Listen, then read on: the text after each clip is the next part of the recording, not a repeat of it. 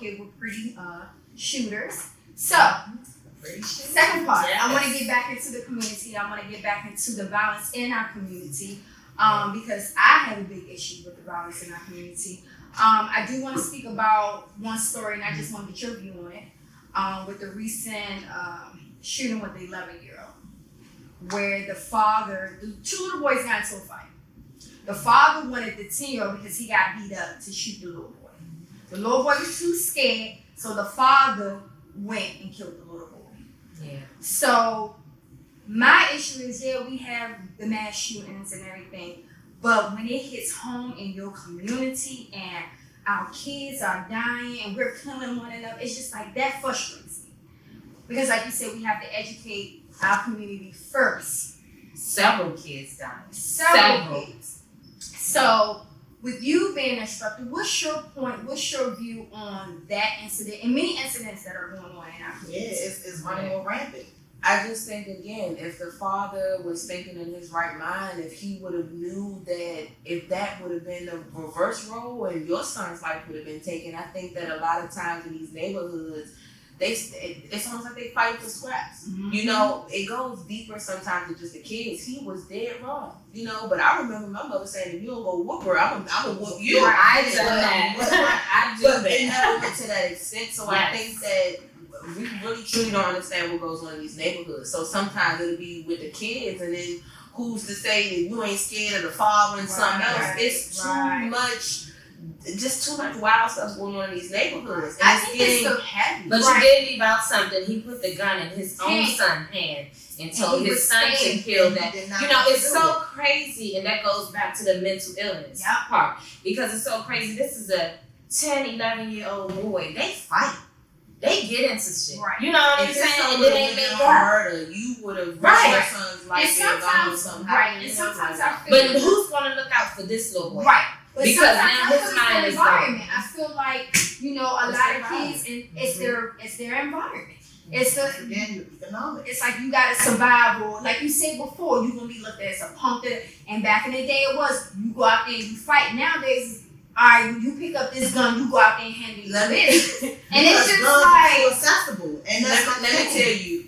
I know people who see me, and somebody like a week ago made a joke. They saw me at Target, and they was like, "Oh, I'm following you. My cousin is friends with you. She posted your stuff. I follow you. Oh, but you got your gun on you, ha ha ha." And I had to tell them, I said, "You'll see these coming for you. See my gun coming." It's not being funny, but if I put myself in that situation, I'm going to find a different way to get out of it, because it's not always easy to draw a gun on something like that.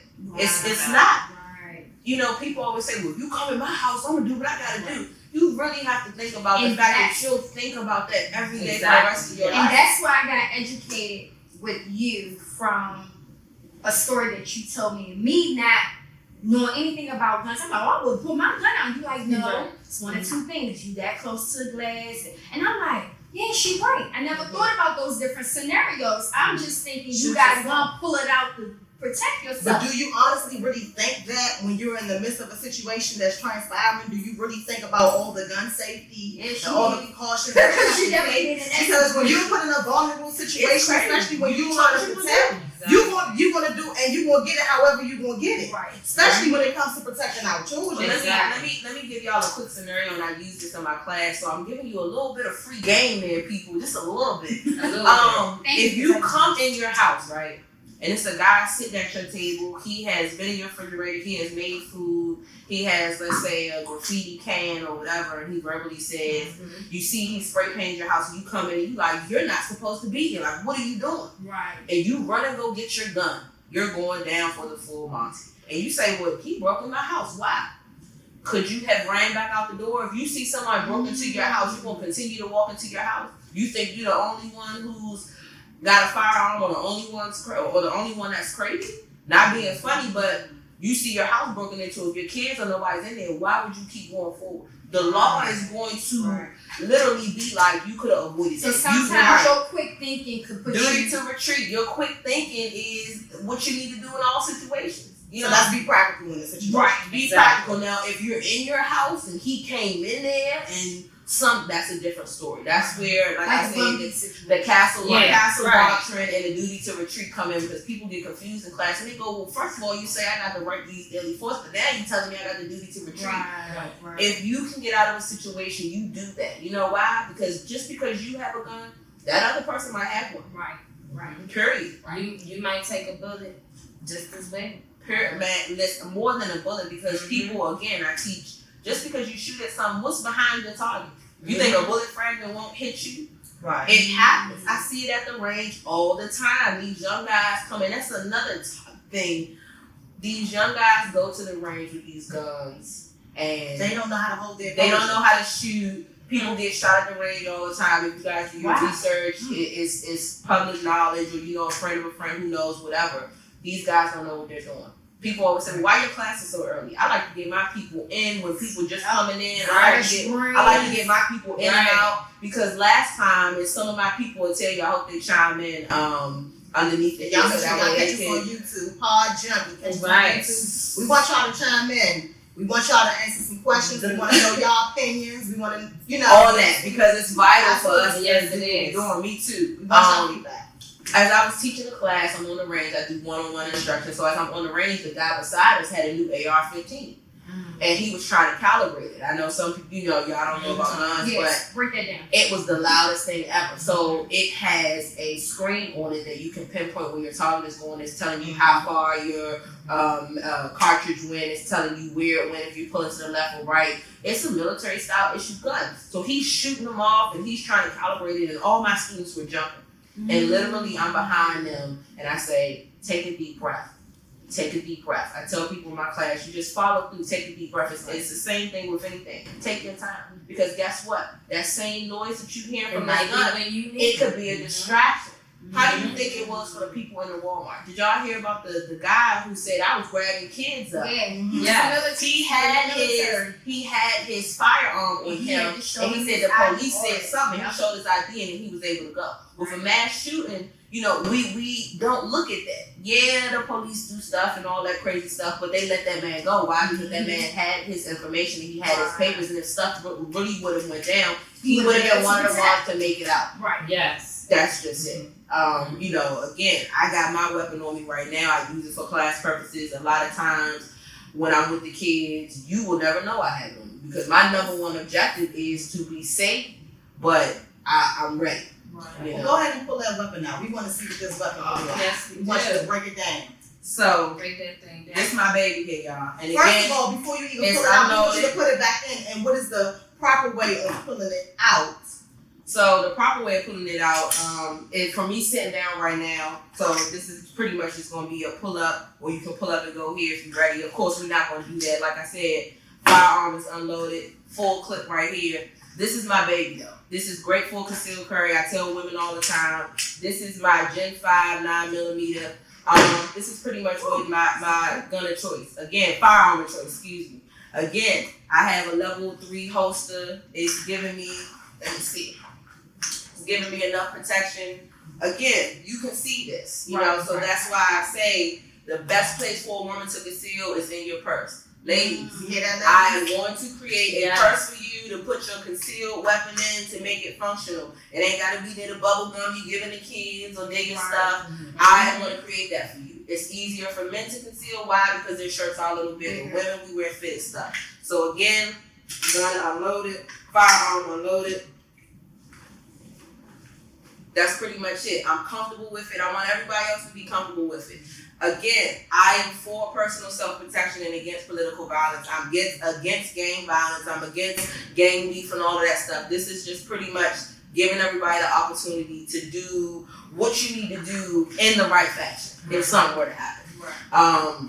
So yeah, I think that this is a fun class. So do you think in our community, do you think that if we had more knowledge on how to use firearms, or had more knowledge on firearms, do you think it'd be less killings like it is, or accidental killings? I think it'd be less accidental, but I don't think it will stop the crime. Yeah, I don't think it will stop the crime. If your child is into the wrong stuff, and God forbid, we all know how it goes. There's some good parents who raise their child their children in a good manner, but when they got a hold of the streets because they don't know nothing else but please just don't do that, you can't educate them. So it very well could be. All I'm saying is, we gotta try to take a hold of this thing as best we can. That's like me saying, oh, I don't like your hair, but she said, well, you don't even know how to do weave. You don't even have weave. You have locks, and she's absolutely right. My opinion means nothing when I don't know what you put in to get where you at. It's so easy to judge somebody and say something, but can you really give somebody good sound advice other than just, oh, I don't like that for you? Right. So I think that, again, this comes down to just knowing more, just making it a safe haven. Like when men get out of jail, men create a safe haven who say, well, I did 20 years. I ain't do it. I want you to come back to the society. Why can't we do that? Why can't you get your license and know what you're talking about and tell these boys that ain't the way to go? Because guess what? They'll never be able to get a firearm if they keep going the way they're going. They'll never be able to get that government job. They'll never. So this really goes a lot deeper. You don't want it. You want to be legit when you get to a certain point. And legit is about, again, being a grown-up. Don't wait for the news to tell you what's going on. Don't wait until you hear what the news is saying about the NRA. We all know what's right. We have to hold these politicians accountable. And that's what it is. We have to hold them accountable. It is. Because if Trump lied and he on the news telling me about some law, yeah, that might be the law, but lo and behold, you leaving out some tidbit information. So I'm listening to you, but I'm going to go back and read it and go, oh, all right. He didn't say that little component right there. That matters. This is why when I go vote, I'm going to vote against this. But what you said made it sound like I want to go with that. So again, it's all about just repetition. So then in that aspect, why do you think it's so hard for the government to fight against the NRA? Because it's money. Which definitely it's big money. It's a capital strain. It's a capital gain. And again, in my opinion, but you also too have to understand that nothing is easy as it seems. The most obvious thing to most people sometimes is not the easiest. We see it right now with the weed legalization. How many years has it took for people to come out with studies and all these people to say this is good for you, but people are still being locked up for it. It's to the point where now, because they created another issue, that you're really willing to listen. And again, they've always outnumbered us with legal firearms. They've always felt safer with legal firearms. They've always felt like they had the upper hand. We literally are the core of fashion. We are the core of TV, television, rap, music, hair, styling. We are the core of everything. And do you know what that would do if we really band together and really say, we know these laws. We know the gun law, so we're going to come and we're going to have an opinion and we're going to say we're fighting against this. Do you know what would happen if we really all stood together? Well, what would happen? What would happen? You gotta do it and find out. Don't just wait till T.I. post it and then you repost it, because I do the same thing sometimes with other stuff. But it's gonna be a lot of bloodbaths too, because that's not something like, as she said, it's not gonna go past easy. So is it that we're comfortable and lazy? We're comfortable and lazy because and that don't want to go through us. And see, and I'm gonna tell you another thing, because don't think that we're scared. We definitely are. We are, and looking at the economics, looking at how they're dividing the country, how Trump is implementing racism, kids are getting kidnapped. We all need to pay attention, because they're coming for Hispanics and they're going to come for us next. But do y'all really think that like a lot of that stuff, and again, you got to pay attention. A lot of that stuff is going to get a lot of that stuff is a big cover up. Because guess what? While you're crying and we're like, man, it's snatching the parents from the kids. Something else is happening. Something else is going on. Yes. We don't know. That's always it's a sad situation. Yes. These Spanish people, Hispanics, they come over here and they work and they work and they work. I mean, at the end of the day, when my feet tired, they working. They do not ask for handouts. They're family oriented. They stick together. But guess what? When you start doing that, when you start sticking together, it becomes a problem for the government. It becomes a problem for the system, because then they say, damn, we can't outsmart them no more. We become an ant. My classes literally are not about you just getting your license. How about you just come learn the information, so that way if you get pulled over or something happens, you can feel comfortable. Know your rights. A lot of this stuff is going on. I see videos, and I can't remember the guy's name. God rest his soul, something happened.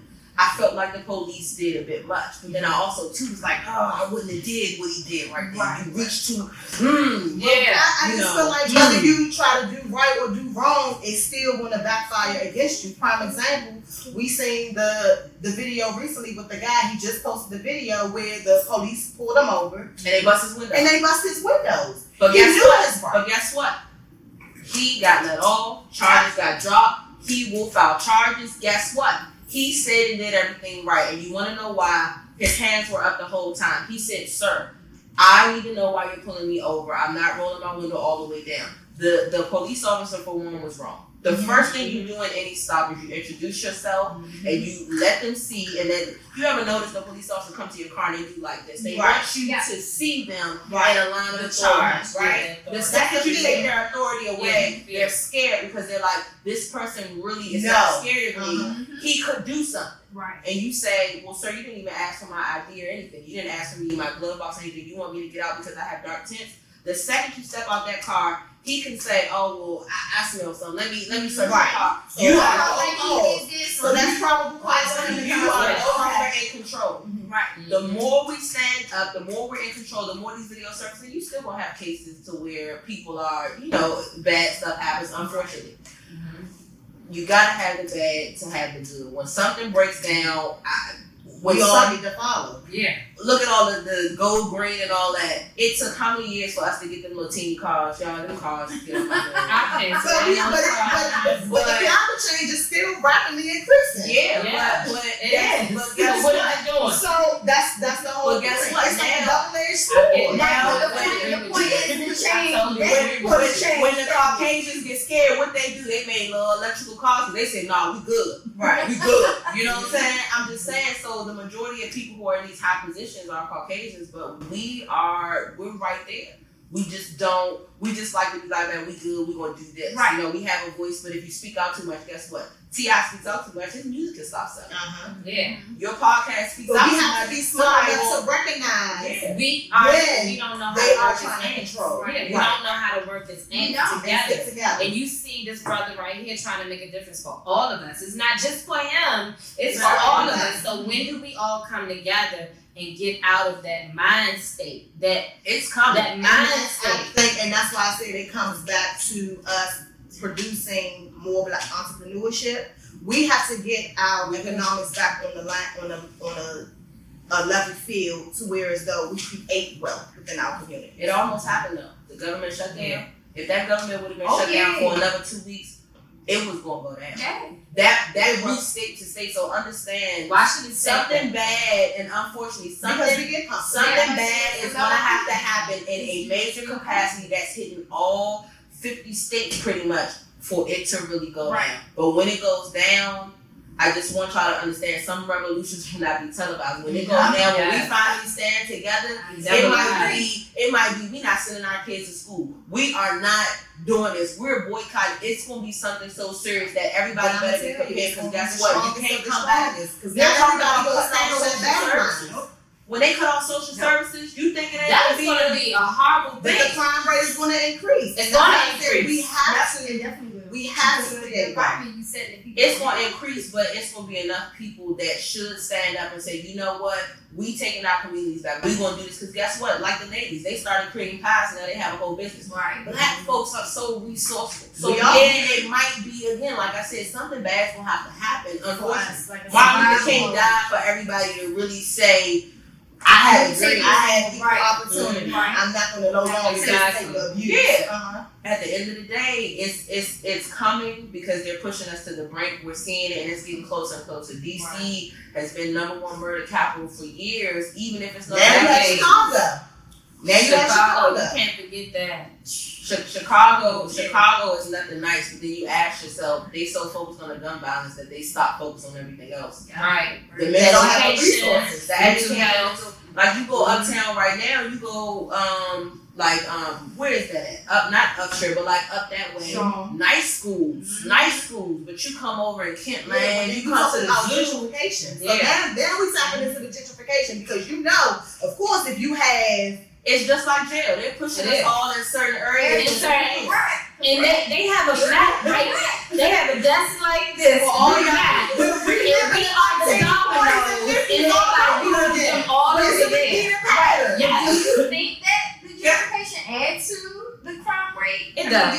people feeling like they've been pushed out. The gentrification helps them because the people, those Caucasian people are starting to stand up and look out their window and go, oh, you need to come get little Johnny. He out here today. They're mapping out our plays because guess what? We're creatures of habit. Right. Again, everybody moving to Waldorf. Waldorf is a great area, but then you have to ask yourself, one way if it gets clustered, then what? One way what you say? One way out. One way in, one way out. So that's how they strategize, and that's how they outsmart us every time. Exactly. But we follow it. We follow it. That's the mental enslavement. Always cheat down water. Everybody go down the water. I told you they got a knock on the table like $1 and they rolling us all the way down. Yes, it's the same thing with the gun violence, right? When the little boy got shot, they had a candlelight visual. And that was Where was the rally? That was it. Where was the rally? There For the was no people rally. But nobody showed up. Where's Felicia Rose? Right. Not being funny, but we tend to But forget see, because but so this much is being right. put in front But of us. this is my thing. It was a father and son killed together. Yeah. Right. You know, I was at that funeral. I was there because I knew the son. Right. So that was a hard situation. So where was the rally for that? Right. You know, that's because nobody comes out. Y'all need to go to DC. And you know, this one guy named Mike Angelo that's been walking. His niece was. Yes, he walked from he's doing it again. I haven't seen nobody really support that. Like he walked alone. You know why? Because it hurts. we get caught into ourselves. Yes. We hooked on these Instagram pages. Everybody out here living And we just like it. And guess what? I posted earlier that Instagram has watered down the streets. Yes, I have not seen a genuine grown man, a thug, whatever you want to call it, back in my day. And again, I'm young. We had big homies. We had big homies that would say, it's time for you to go in the house. Yeah. And we'd be like, all right, ask no questions. Sure did. Something might happen after that, but Sure it was did. time to I'm go giving out. you I had that was homies and uncles and But you know why? It's not Because my nowadays, I'm gonna keep it honest. See, some of these youngsters, they don't have the same respect that we They had. don't. We listened. We took direction. Nowadays, it's just like, all right, whatever, do whatever I want. But guess what? I'm out here, I'm growing. And a lot of them, that's it. It's their survival. Everybody who's a big influence, they're not using their influence. Like all of the rappers and all that stuff. Some of them do. You know what I'm saying? And again, you gonna rap about your personal life. That's what you do. But then in the back end of it, you can be great. You can say, don't be like me. What are you doing now? Do as I say, not as I do. Kodak Black and Lil Pump, whoever. All them young dudes, NBA young boy, everybody that you be like, you listen to him, Yellow Beezy, whoever. Yellow Beezy got shot. Yellow Beezy got shot. Somebody tried to kill him, right? He's still making music. Great artist. Just like, but again, when is it going in? When is the cycle going in? You getting money and your Me personally, I don't think that it ever will. I don't think It's jealousy, hate. It's jealousy, hate, and all of that builds up. But it's not about us. It's that they're hating themselves. We are hating ourselves. I'm speaking on our people. I don't care who don't like it. We're hating ourselves. We're jealous. We're jealous of others, of what we see, but not what people are doing. Right. We have to come together I'm and saying what we have to do. create those strong foundations because when everybody is eating, everybody out there making money, then guess what? That will be the ultimate key point. Like you said, But it's always somebody that's getting. It's always somebody. You may have a few. You may have a few out there that don't want to follow us. Right. Their mind is in the gutter. Let me tell you, if you're watching this podcast Always a right sour now, apple. and you got friends and your friends have businesses, even if you are not, support your friends' business. Your motto should be, we all compete, we eat. I tell people all the time, you helping another person or you talking to that little boy is not going to take away from yourself. Again, we got to start somewhere. We got to start somewhere. But I think that's the majority. People, like I said this today, I said people, especially with social media, people look at the outside and they just take whatever they want to take from a picture or whatever they see you doing. Oh yeah, friends argue on it's the mental. It's just like, so we friends argue. You wait to see what she wants. You take that and you take that to them do this, and that's what it escalates into something better. So now it creates a beat, and it creates all because of what people see from a picture. We are using our lives for what? These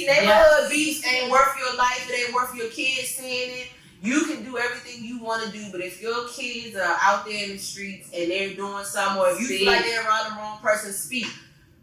Be knowledgeable in yourself to speak up. Because at the end of the day, show leadership. At the end of the day, that's what it's about. It's about leadership, and it's about, I want you to come where I am, and if I can't bring you where I am, let me educate you. Yep. Like a lot, like the jail is crazy. The jail is overpopulated. It's overpopulated. Some of them are so smart, but when they come home, because you see that name or that piece of paper, what you did, it's really no good rehabilitation for them. They dehumanized. They just had an event yesterday because they're closing a halfway house. Why in the world, with the way DC is, would you attempt to close a rehabilitation or a halfway house, knowing these boys need that? But that's the cycle. But then you go to Silver Spring. You go to Silver Spring, but that's the halfway houses up there. They living good, eating good, but they want you to pay something. Yeah. But everybody can't get it. Mm-hmm. Yeah. Why can't everybody get in when we work and we pay tax dollars? Minnesota Avenue still ain't fixed. Mm-hmm. Kent Lane, the park is done, but I mean, Dodge Park is They have a learning center. And you wonder why mothers are getting locked up for busing their kids to other schools. Yeah. We have started to make stuff that really should be equal opportunities. We have started making that education. That woman wanted her children to have a better education, and she, as a mother, made a judgment call, and now she's paying fines, and she was behind bars because she made a judgment call to say, I know my kids can excel here. She wanted what's best. We have started putting stuff like that first. Granted, that's an issue we got to deal with, because she shouldn't even. But I got a question about that, because I didn't look more into that after I was so disturbed. So is she still incarcerated? I remember hearing about that, but I haven't followed it. Again, that's when everybody should have came together for that. Because we don't even attend PTA. I mean, because you are because you are compared to because you want better for your child and y'all have to start support your nonprofit organizations. They'll go to your community meetings. She's right. Support. You have to support. You want to push your opinion. Don't wait to these walks. Not just go to a candlelight vigil for your homeboy. If you can't get out, practice what you preach. I know a lot of people claim to be gangsters. A lot of people claim to be this. Again, gangsters moving silence. The real gangsters is taking the streets back. The real gangsters is making sure that the people under you come up better than you. Okay? The real gangsters is making sure everybody was good and they were trying to give them a better way, and they gave them the value of taking care of their family. You want to be a real gangster, you want to do something for the community. We're up here talking about gun violence and everything. You want to be a part of it. Start practicing what you preach. Start doing your own research. Do more of what you know you're supposed to do. We go to the club religiously. I know I do, but I also try to do my part. Again, you can't just be one-sided in anything. We sit on people's porches all day, don't we? We sit and have a good time on Friday and Saturday and have these debates. Go up in somebody. What you gonna do with? You said same thing. Did you guys hear about the two mothers that stood on the corner and they got murdered to help? They stood on the corner, trying to stop the violence on that block, and they got gunned This is in Chicago. One of the mothers, they had 7 kids in between them, 8 kids in between the both of them. That disturbed the hell out of me. But where were the men? So it was just where were the people behind them? That's what I feel. People out there trying to make a move. Everybody's scared. And the black men on YouTube might hate me, but that's where I feel it's black men. They are our men. Yeah. We are left out here alone. Where are our men? Black men. We are out here dying. Our kids are dying. Yeah. Like, where are you? You know, but this has been going on since slavery days. Because we had, as women, from the beginning, we felt as though we had to take over. Because if you can't eat, but I can fucking master, and I can help you eat. Right. But, you know, you can't help me and my kids from getting killed or beat. You know what I'm saying? So they broke it down like that. So where are y'all now? We don't have a man. We don't have to talk more about this. Once again, we gotta wrap it up. Unfortunately, you guys, we want to thank you again, Miss Taniece Reed. You have been awesome. What's the where they can find you? Yes. www.preachingforlife.com. PrettyShootersFirearms.com, Instagram, Pretty Shooters Firearms, Facebook, Pretty Shooters Firearms. Again, let's take our communities back. Let's take the streets back. Let's do everything we gotta do the right way. Let's be legit. Black men stand up. See me everywhere. Black men stand up. United we stand. Divided we fall. Hey. See y'all next time. Thank you. Bye, junkies.